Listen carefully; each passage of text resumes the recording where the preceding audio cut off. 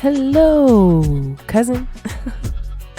Welcome to CoCo Conjure, where we talk about all things hoodoo, folklore, and spiritual journeys. My goal is to give foundation to the novice and inspiration to the advanced practitioner. If you have not guessed already, my name is CoCo. This episode is a spiritual chats, so I am just going to talk into my microphone and talk about whatever's on my mind.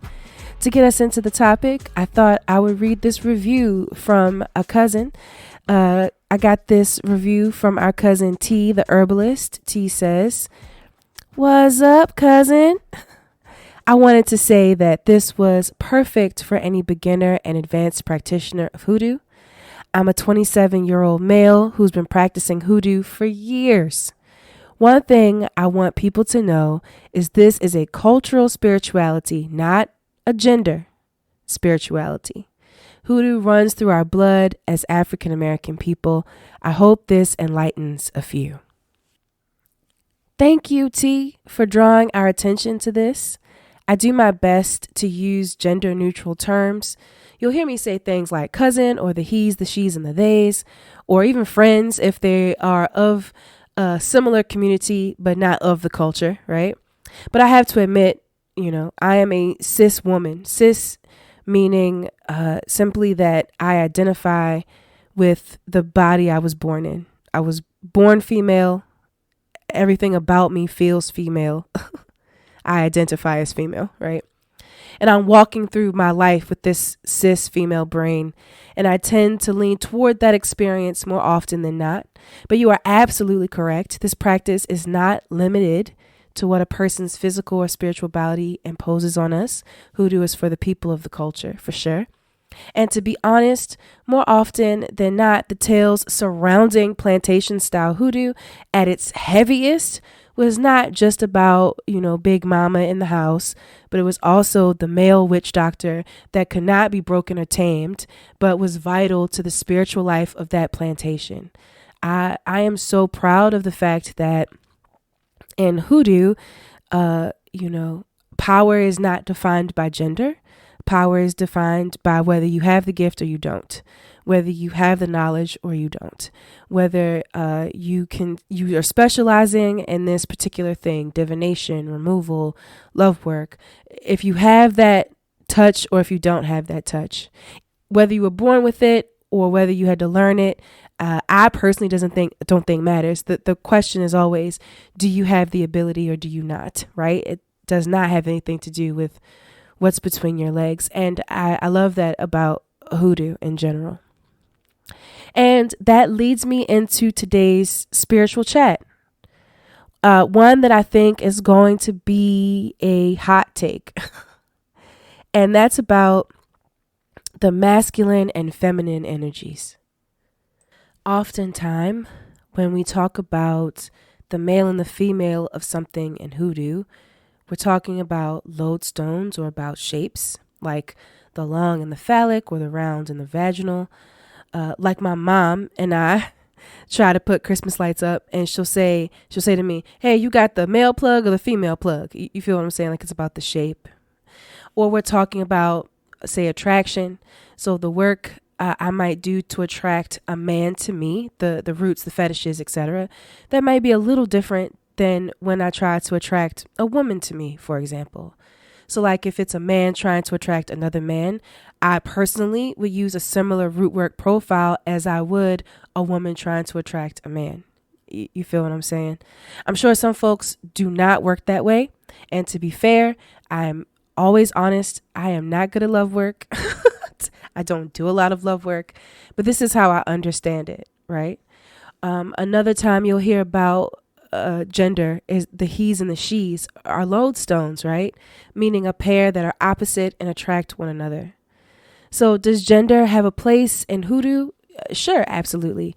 But I think depending on the worker and the work that needs to be done, the gender gets pretty fucking fluid. And I think that's useful. I think that's very useful for the work we do. Here's where I think we all took some weird wrong turn when it comes to masculine and feminine energies. A lot of time you hear folks talk about their masculine energy and their feminine energy as if they're taking on a role. And it's made it into it. It's made this role, right, has made its way into our more general, more modern practices of spiritual work. And it comes from much older philosophies. But it's in my humble opinion that the way that we use the terms masculine energy, feminine energy has kind of spiraled out of control and has kind of gotten away from those original philosophies in a way that is not necessarily beneficial for us today. I think people are using these terms to define themselves as like apex male or apex female, like it's a badge of honor, like they need to diminish one whole part of themselves completely because they were born with a penis or born with a vagina. And I think when we do that, we miss out on finding spiritual wholeness, and we push ourselves and others to be people that they just are not, right? We stereotype others and we try to fit ourselves into boxes that don't fit. And you know how I feel about trying to fit yourself into a box that does not fit, that does not, pertain to you. I don't like that shit. So this concept of masculine and feminine energy, I always view through the lens of Taoism with a D, or Taoism, and like the yin and the yang of things. And to be fair, it's also coming from other philosophies that are not Western in origin. I'm just not as well versed in them, so I'm not going to speak on them. If you have any other philosophies that you can think of that also deal with the masculine and the feminine energy, I would love to hear your take about it. Please leave a comment or drop one in a review, or you can send me an email. I would love to talk to you about it. But my understanding of the masculine and feminine comes from my spiritual walkabout in Taoism. And stay with me. Let me cook. Okay? Just let me put the pot on simmer, and we're going to bring this to a boil, I promise. So a rough explanation, Jesus, very rough. Taoism is all about aligning yourself with the Tao, or the path, or the way. Now you're going to ask me, what is the Tao or the path or the way? And I'm going to tell you that I cannot explain that, because the Tao that can be explained is not the Tao. I know. As a matter of fact, the first verse from a holy text, the Tao Te Ching, is the Tao that can be understood is not the eternal cosmic Tao. Just as an idea that can be expressed in words is not the infinite idea. And yet, the ineffable Tao is the source of all spirit and matter expressing itself. It is the mother of all created things. I'm going to read the rest of the verse, not that it has much to do with what I'm talking about, but I don't want to only take excerpts of scripture, whether that's Christian or something else, and then not give you the whole context. So the rest of the verse says, not to desire material things is to know the freedom of spirituality, and to desire them is to suffer the limitations of matter. Yet these two things, matter and spirit, so different in nature, have the same origin. This unity is the mystery of mysteries and the gateway to spirituality. But the part that I think is important to understand is that the Tao that can be understood is not the eternal cosmic Tao, just as an idea that can be expressed in words is not the infinite idea. And yet, the ineffable Tao is the source of all spirit and matter expressing itself. It is the mother of all created things. So that's the Tao, right? Even though we cannot explain the Tao, the path, the way, we are spiritual beings in a material body, and we can observe the Tao, the path, the way, within like the natural order of things in the world and try to move with it. The yin and yang is yin and yang, or shin and shang. I'm going to pronounce it like I'm American. So the yin and the yang is a concept from Taoism, right? We all know the symbol. We all drew it as kids, right? Yin refers to like the shady side of a hill, and yang refers to the sunny side of a hill, originally at least. Then eventually it became more conceptual, right? So the shady side of a hill, yin is the black and the cool, and yang is the white and the fiery. Going further, yin is autumn and winter, and yang is spring and summer, right? Going even further, yin is the moon, the dark and the passive. Yang is the sun, the bright and the constantly active, right? So then we take that concept and go, yin is non-action, stillness. Yang is action. Yin is female, is woman, is receiving. Yang is male, it's man, it gives, right? Yin is the feminine, yang is the masculine, right? You see where I'm headed, right? So from this, we start to get classifications, right? And somewhere along the way, we turn these into the feminine and the masculine. And we start to equate them as what it means to be a man or a woman, right? So from that, you may think, okay, so to be masculine, to be a man, I must be fiery and hot like summer. I must provide and give and take action and lead, right? While if you wanted to be in your yin, a woman has to be in her yin, right? A woman is cool-tempered like spring or autumn, right? And they follow and they receive.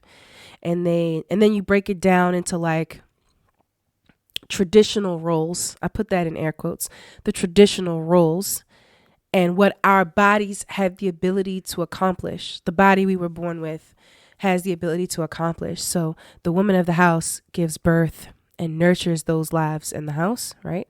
The man of the house is the head, always leading the family into the best path because they're not taking 9 months to be pregnant and they can go outside uninterrupted, right? And you hear that online all the time, especially in spiritual spaces, especially when it comes to relationship advice, right? And I feel like ever since the Red Pill Gang, you hear that a lot in our communities and Black communities lately. Black men begging Black women to be softer. Black men refusing to vote for a brown and Black woman, refusing to vote for a Black woman as president because she's a woman, and that inherently means she does not have the yang aspect. She cannot lead. She is not fiery. We will be looked down upon because her energies is too feminine. She's a woman, right? And then Black women will retort that, how can I be in my feminine energy and follow when, the Black man that I come across can't lead you out of a cardboard box? And somehow, if we could all just live up to our roles, if we could all just be either the yin or the yang in the partnership, you can make a complete set, two opposites coming together in that traditional sense, right? And then we somehow also put this in our spiritual life, I told you guys about that girl who had her older sugar daddy with her. I don't know if that was a sugar daddy. That wasn't nice. She had her older boyfriend with her, and they came into a spiritual shop, and she yells across the room, I need to find the herbs, the moon herbs. I need to be more in my feminine energy. I'm too much in my masculine energy. And as a woman, that's not good for me.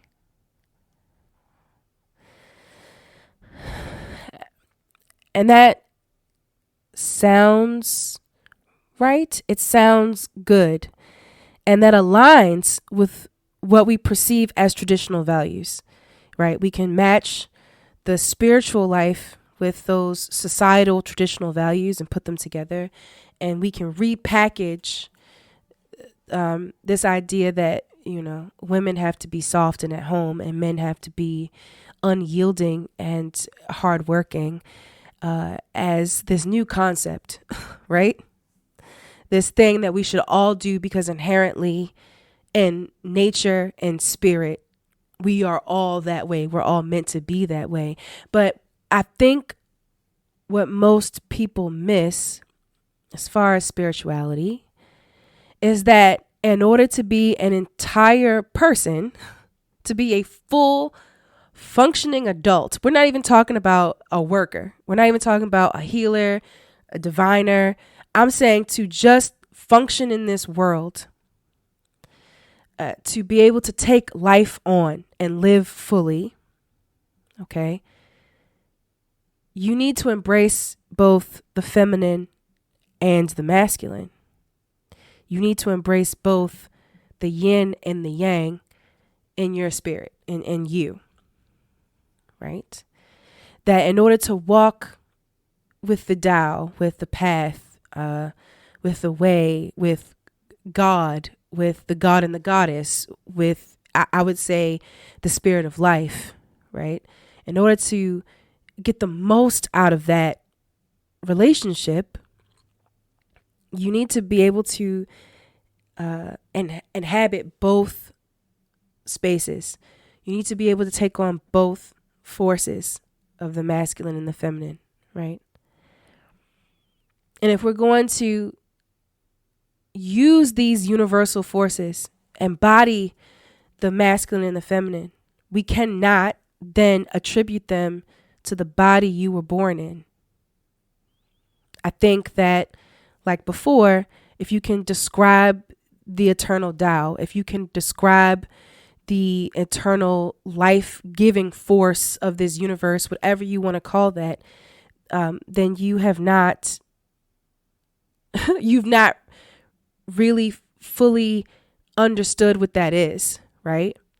And, but we can observe it. And what's observable is that in nature, you do not have masculine without feminine. And oftentimes it doesn't matter what your body is able to accomplish, whether you can have children or not have children, right? Oftentimes that part doesn't matter.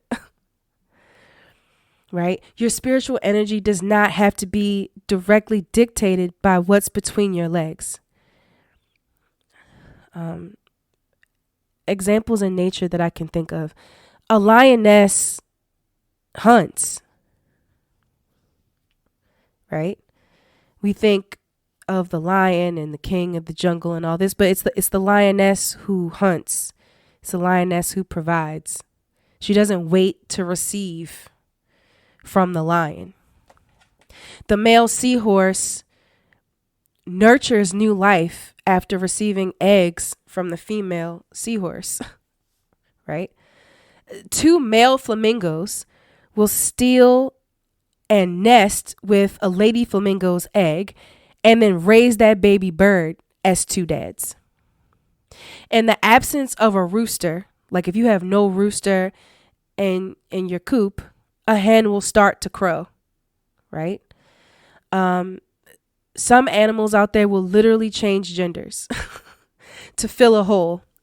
And then we start talking culturally, societally. In some, I want to say most Polynesian, at least in, I want to say the Samoan culture, the men go out and cook. They climb the coconut tree.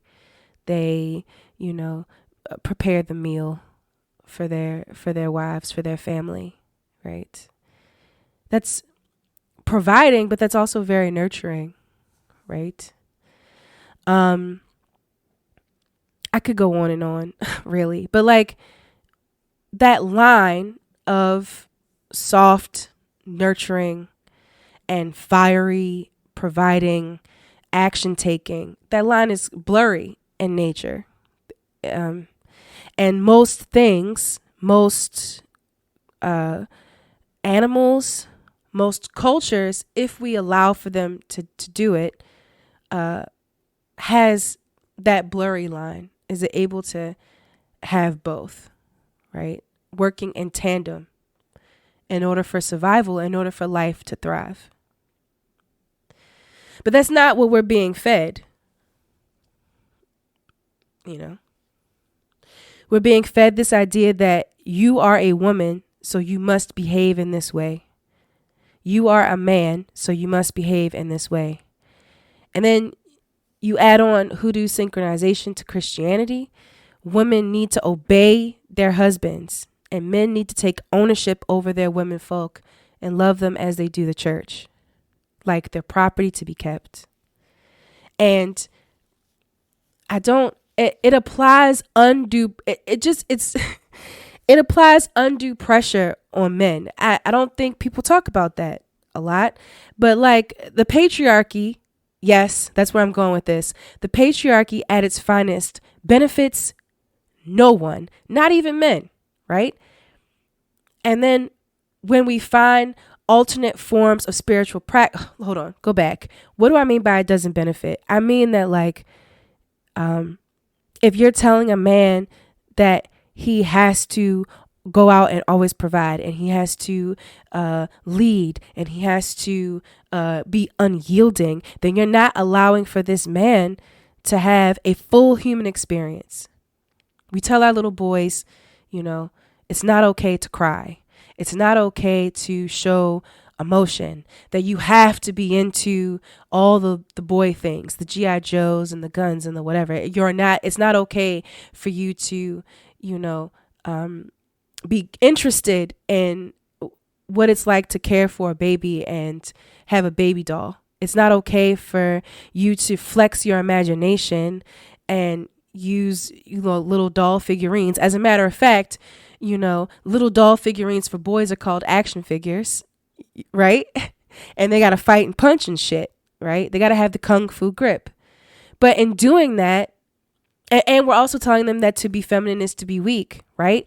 That on the flip side of that is if you are interested in caring for a child, if you are interested in the Barbie doll, right, and the fashion of it all, if you are interested in anything that can be perceived as feminine, then what you're saying is that, if you cry because you got hurt, right, you're not sucking it up, then we're telling our young boys that it's to be masculine is to be strong, and to be feminine, to have those feminine energies in you, is a weakness, and that shit got to get stomped out. So then, you wonder why we're living in this world where men are lonely.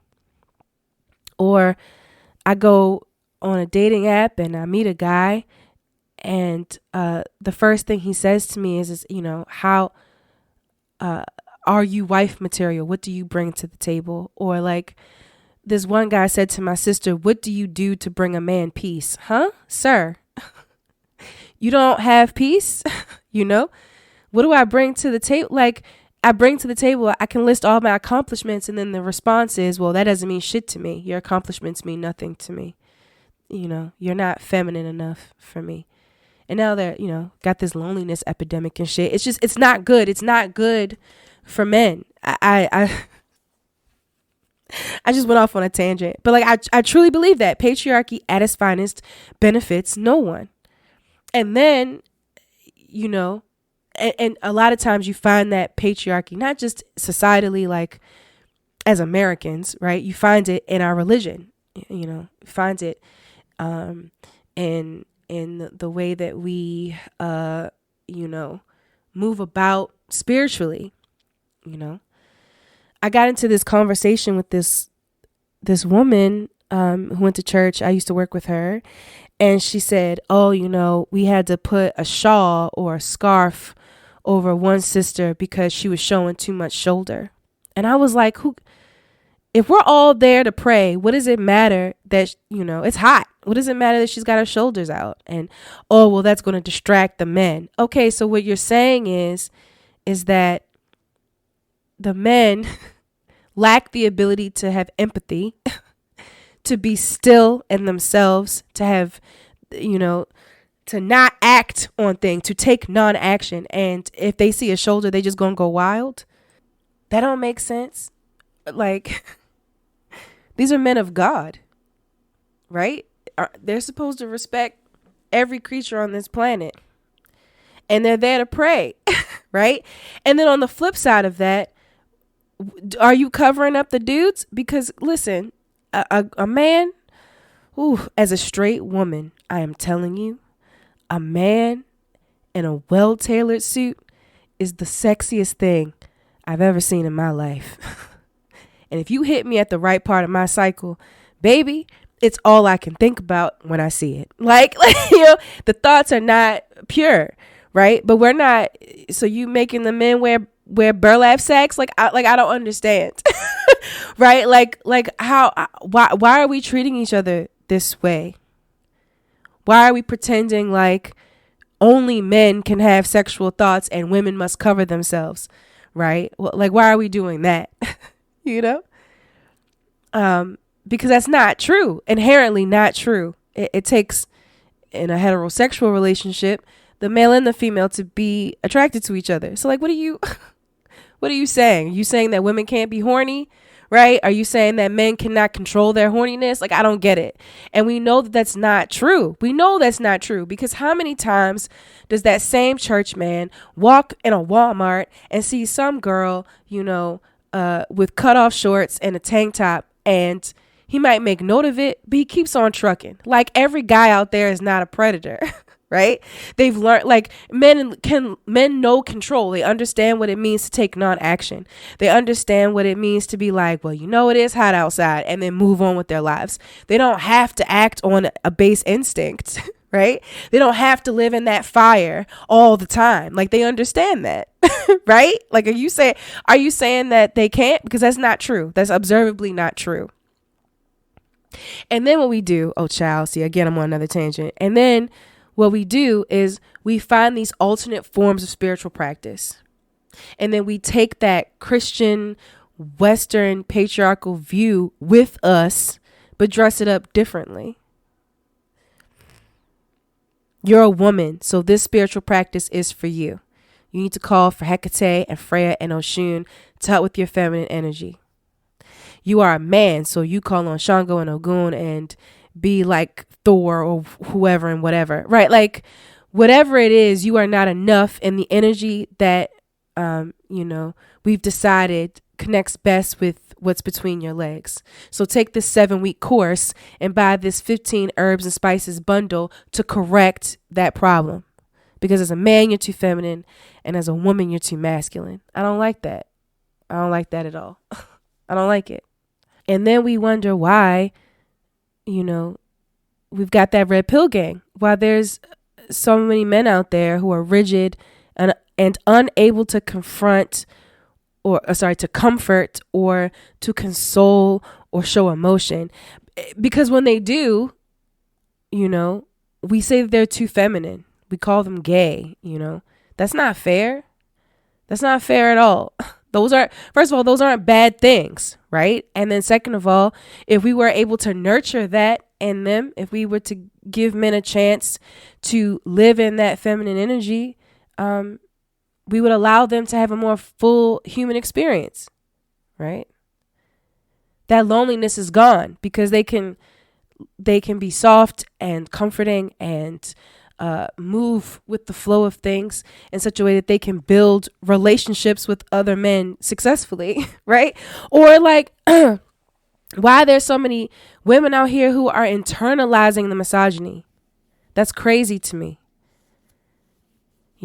A woman can't be president because she'll just lose, when she's on her cycle, she'll lose all control, or, she's too soft. She won't stand up for, for what's right. She won't stand up for the country. What does that mean? Like, these are whole people, right?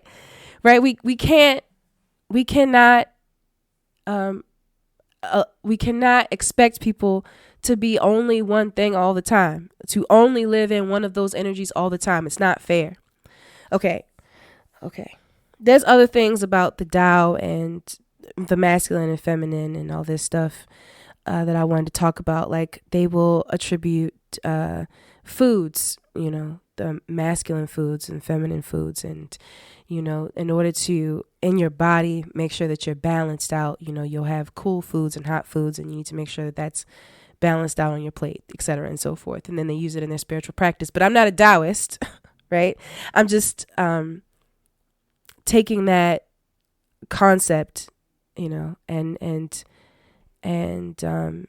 contemplating it, the concept of the masculine, the feminine, the yin and the yang. And I'm contemplating what that means for us in a bigger sense.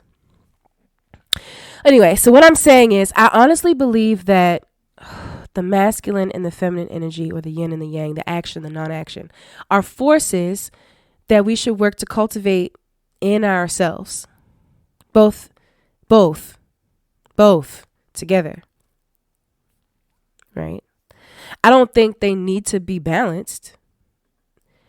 I think that in our nature, in our spirit, those forces may not be equal, right?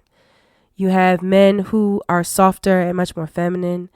That doesn't mean they're gay or they're straight. That's just how they are in their spirit, right? They're loving, they're caring, they're softer, they're nurturing. That's a good thing, right?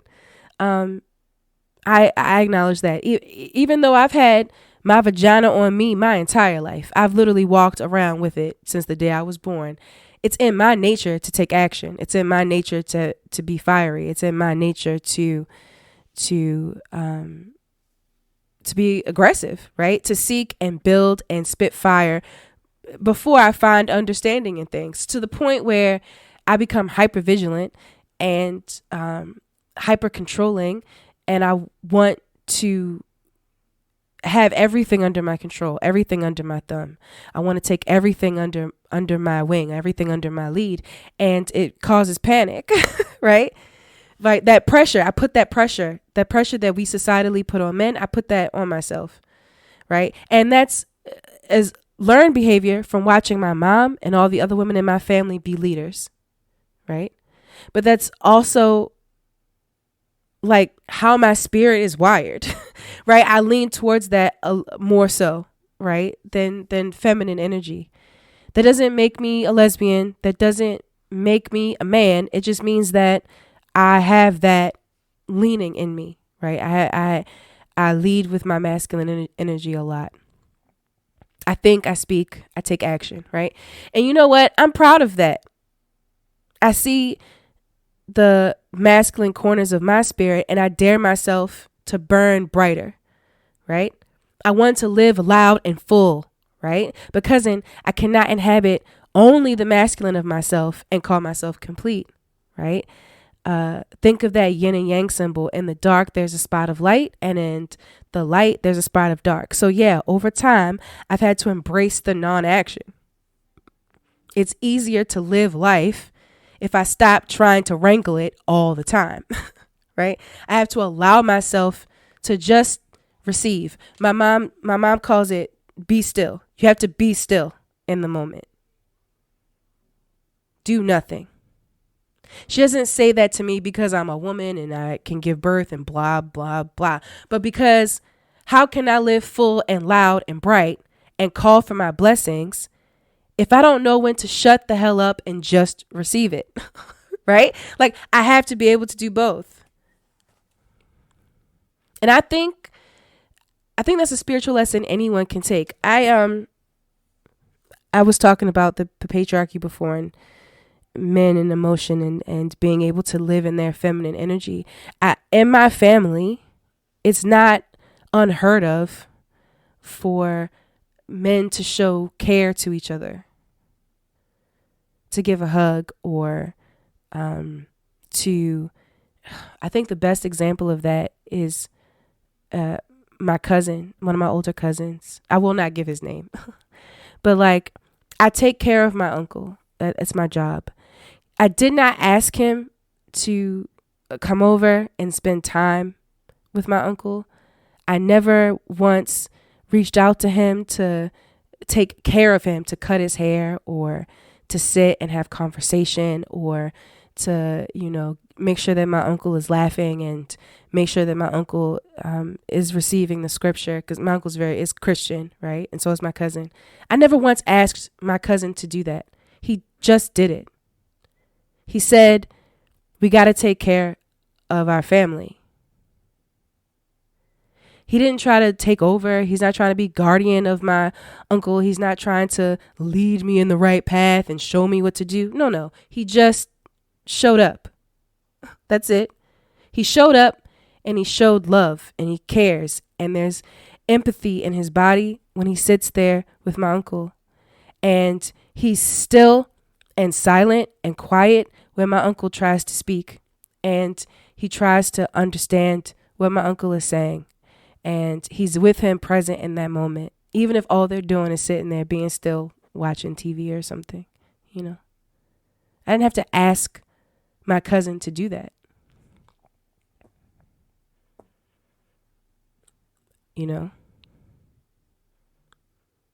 He simply just embraced that part of his nature to be a nurturer, to show care and kindness. And he's one of the most manly, he's like one of the most masculine dudes I know. You know what I mean? Like, he's so, like, without a doubt, there's not a doubt in my mind that he's masculine, but he doesn't have to be this alpha male. He doesn't have to pretend to squash down, the love, the empathy, the care. He's okay with sitting in his stillness. And I love that. I love that about my cousin. I truly do. So yeah, that's a spiritual lesson anyone can take. I don't care if you're a he, she, or a they, right? The ability to take action and be still, to learn when to, show love and compassion and care, to learn when to just take a back seat and allow life to happen, is equally as important as being firm in yourself, being firm in what you want and what you desire and going for it. Being submissive is just as important as being aggressive, as being dominant. Like that, they're both important. And it doesn't matter what's between your legs. I think the best workers, be they legend, ancestor, contemporary, they have the ability to embody both the masculine and the feminine. They recognize both in the world around them. They see the value in all of it without ignoring one over the other. To heal and to harm, to curse and to cure, to know when to take action and takes, need the need of spiritual action, and to know when to sit still and just let things work out. It's my honest belief that this comes from having an understanding of these masculine and feminine energies in themselves and in the world around them, right? And the understanding that you cannot and should not strive to have one without the other. Not a pair, but solo, singular, within yourself. You should not strive to only be one over the other. In the end, in a perfect world, we should strive to be like water. I know that sounds crazy, but like, we should be like water, verse 78 of the Tao Te Ching, it says, nothing is gentler than water, yet nothing can withstand its force. Likewise, nothing compares to the Tao, but by it, the weak defeat the strong, and the flexible conquer the rigid. Everyone knows this is true, but how few put it into practice. How few put it into practice. Monks and priests are often the worst sinners. Police officers and lawmakers are often the worst criminals. Truth is often paradoxical.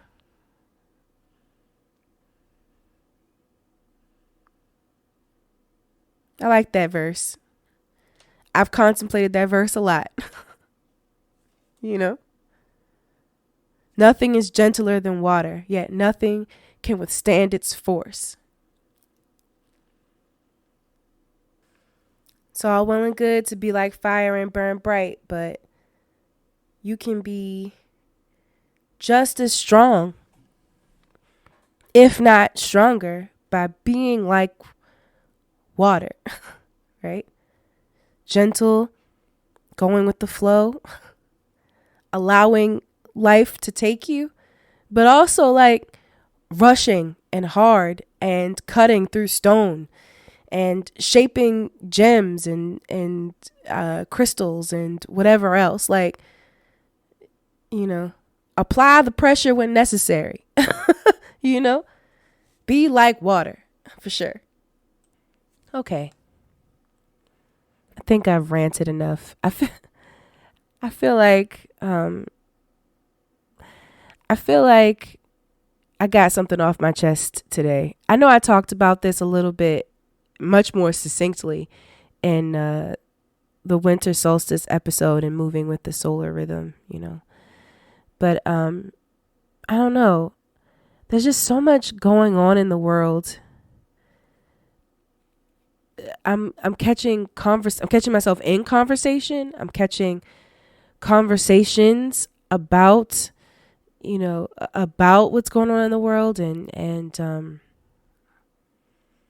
why people may have voted the way they voted, or like in the presidential election, why you know, there's this gender war happening online and in person, you know, this gap that is being filled with hyper feminists and like the burn it all down feminists and the red pill get it together or just don't be chosen gang, you know, like I don't know, it's all just not necessary. And it's like the two polar opposites of uh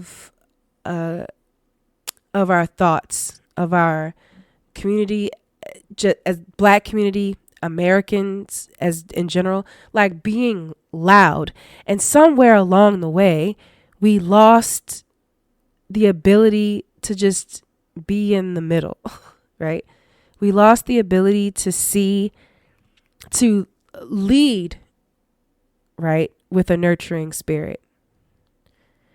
We lost the ability to care about each other, right? We're teaching each other that, you know, if she doesn't fall in line, then she's not worth it. And at the same time, expecting, you know, our brothers, our uncles to lead when it might not be inherent to them to do so, right? Like they're just trying to provide in the way that's best for them, you know, show up how best for them. And I don't think we're doing each other any good by the way we treat each other and by the way we treat people who don't fall into those hard masculine, hard feminine boxes, right? The people who either because of sexual orientation or how they see themselves as in their gender have already come to the conclusion that we've come to, that I'm coming to here, which is that like my body, the body I'm born in, does not have to dictate how I move through this earth, like how I move through life. It doesn't have to dictate that I can inhabit, you know, all forces around me, masculine and feminine, and be, you know, be successful in life.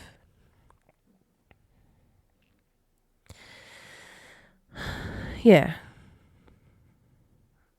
Thank you for listening to my ramble, for attending my TED Talk. I'll leave some resources in the show notes if you are interested in Taoism. I want to remind you that like I'm a secular hoodoo, so I don't know, when it comes to philosophy and morality and whatever else, I pull from a lot of places without necessarily believe, like following a divine path. It's not that I don't believe, I just don't follow a divine path, So sometimes conversations like this pop up. This one, the karma one, like it pops up because it was what was on my mind. And I think that before you can have a successful magical practice, you need to have a successful spiritual one, right? Like you need to know yourself, And the best way to know yourself is to go seek and then contemplate, right? To take action and seek and then sit still and think about it, right? Anyway, you've made it to the end of the podcast. Thank you so much for listening. Before we get out of here, cousin, I want to let you know that you deserve the world. I don't care how you were born, how you walk through this earth. You deserve to live a full life. And you can't possibly live a full life unless you embrace all aspects of yourself, all of the forces that inhabit your spirit. Take action and call for those blessings, and then be still and receive them. I'll see you guys next time.